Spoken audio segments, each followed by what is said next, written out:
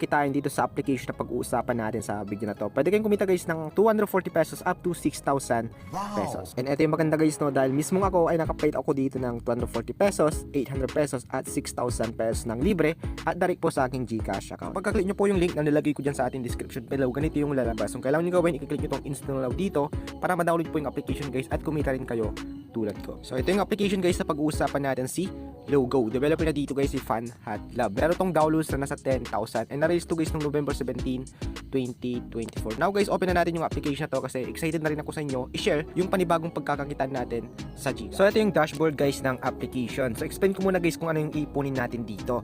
Guys, mag-focus kayo sa coins no, kasi sa coins na po yung pwedeng ma-withdraw kahit hindi po nag-i-invite. Kasi dalawang pwedeng ipunin dito, which is yung isa ay yung tinatawag nila ditong Honey Cash. Okay, yung Honey Cash guys, madali lang kumita ng pera pero kailangan nyo po dito ng invite. So guys, umabot ng 300 to 500 invite yung kailangan para ma-withdraw dito yung 3,000 pesos. Ang maganda kasi dito guys sa Honey Withdrawal ay mabilis po talaga kitain yung 3,000 pesos dito. Ang dami lang nakaabot nito guys pero hindi nga ma-withdraw dahil kailangan nyo dito mag-check-in ng 15 days at mag-invite ng nasa 300 to 500 people. So ganito yung lalabas guys once na naabot nyo na po yung 3,000 doon. So kita nyo naman guys, kailangan nyo mag-sign in ng 15 days and then kailangan nyo mag-invite ng friends dito. I suggest guys na mag-focus kayo sa coins kasi yun lang yung kailangan natin para makapag-withdraw ng hindi po nag-i-invite. So ang tanong dito, paano ba tayo kumita ng coins sa game na to kung ayaw natin guys dun sa Honey Withdrawal, no? So meron tayo ditong isang source guys which is dun sa tinatawag nila daily task. Yes guys, ito lang yung alam ko na pwedeng pagkuhanan ng coins ng hindi po nag-i-invite. Good news guys, dahil dito sa daily task pwede kayong kumita ng 2 pesos daily. Not exact 2 pesos guys, pwede nyo pong i-calculate dito yung pwede nyo kitain na coins. So itong daily task na to guys, syempre nagre-reset po yan daily. Kaya I suggest na tapusin nyo po yung daily task dito araw-araw. Huwag kayo guys magpalampas kasi sayang naman yung kikita nyo dito daily. Yan guys, ito yung mga task na pwedeng tapusin, which is yung mga task na yan guys, lugar po yan dun sa game na i-explain ko sa inyo mamaya. Yung mga iba dito guys, kailangan nyo lang manood ng mga naman guys, explain ko sa inyo kung paano po laruin yung game na to para matapos nyo po yung nandun sa daily task. So napakadali lang guys yung game na to, which is i-upgrade nyo lang po yung mga hive nyo dito, yung bahay ng bubuyog, or pwede din kayo guys mag-upgrade ng mga bubuyog nyo dito. Kita nyo guys yung mga level ng bubuyog ko no, may level 9, level 8 at saka sa level 7. And then yung mga hive dito guys, itong mga bahay ng bubuyog, nagge-generate po yan guys ng coins. Pero yung coins na yan guys, hindi po yan withdrawable kasi dalawa yung coins dito. Yung isa, yan po yung pwede nating ma-withdraw sa Gcash nga at Lazada.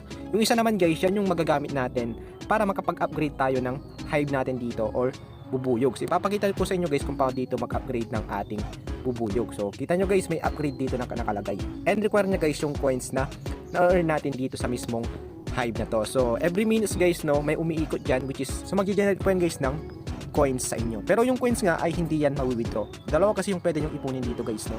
So magkaiba po yan. I hope malinaw yun guys no. Yung isang coins which is yung pwede natin kitain sa daily task, yan yung pwede natin ma-withdraw sa Gcash at Lazada. Yung isang coins naman dito guys, yan yung pwede natin gamitin para ma-upgrade natin yung hive natin or yung mga bubuyog. In that way guys, kapag malakas na po or matas na po yung level ng hive nyo dito and bees, mas malaki yung chance nyo guys na makasali dun sa tinatawag nilang leaderboard or competition. Kasi may competition dito guys na tinatawag and dito pwede kayong kumita ng honey reward. And ayun nga guys, nabanggit ko sa inyo kanina na dito sa Honey Cash na to, kailangan po ng invite para makapag-withdraw. If wala kayong sapat na invite guys, like 300 to 500 invite, hindi nyo po ma-withdraw yung mga Honey Cash dito or sa mga ibang app guys, tinatawag nila to na green money. Okay? Kaya inuulit-ulit ko sinasabi to sa inyo kasi para wala nang umasa na ma-withdraw po nila yung green money dito or yung kanilang Honey Cash. Okay, I suggest guys na mag-focus na lang kayo dun sa coins kasi dun sa coins mababa yung minimum payout sa Lazada at saka sa Gcash naman guys, ang minimum payout dito is nasa 200 pesos. So maganda to guys kasi if tapos nyo na po yung daily task,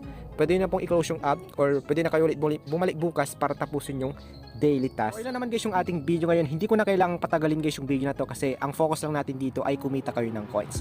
Okay, I hope guys malinaw yung sinabi ko sa inyo dito na mag-focus na lang kayo dun sa coins kaysa dun sa Honey Cash. Dahil nga makikita nyo naman guys, kailangan po ng invite at mag-check-in ng 15 days. So kung nagustuhan itong ating video ngayon, huwag nyo kalimutang i-like, i-share, mag-subscribe dito sa aking YouTube channel.